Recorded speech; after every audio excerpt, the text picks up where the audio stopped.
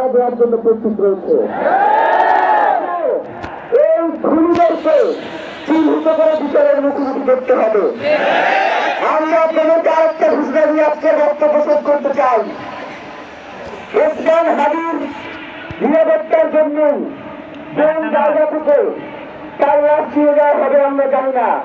ওসমান হাদি একজন মৃত, আমাদের লক্ষ কোটি তরুণের মধ্যে চিহ্নিত হয়ে যাবেন ইনশাআল্লাহ।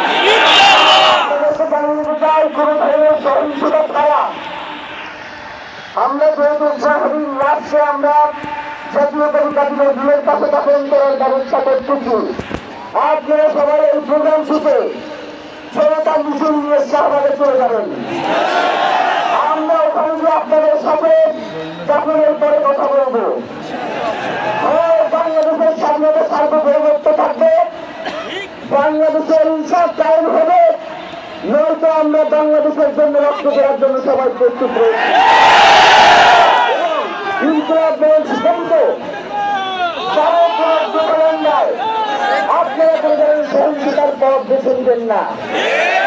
আমরা ইনকলাব মঞ্চের পক্ষ থেকে আপনাদেরকে জানাবো কখন কি ব্যবস্থা গ্রহণ করতে হবে।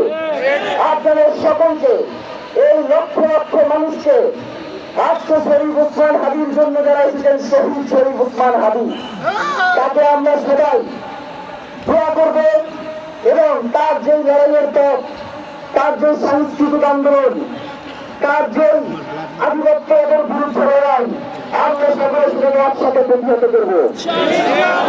জিন্দাবাদ, ইনকলাব জিন্দাবাদ।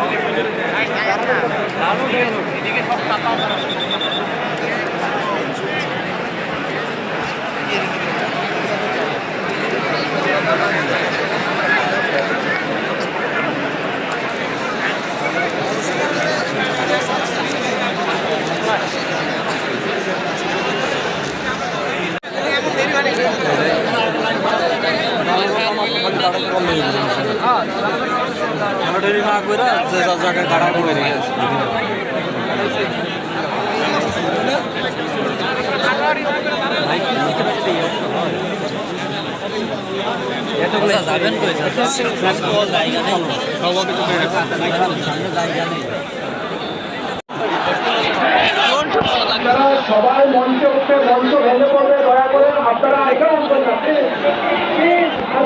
না।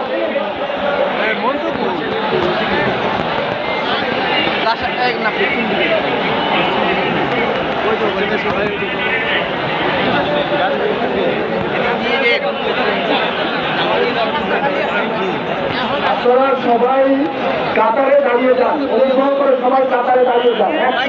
মাননীয় প্রধান উপদেষ্টা পৌঁছে গেছেন।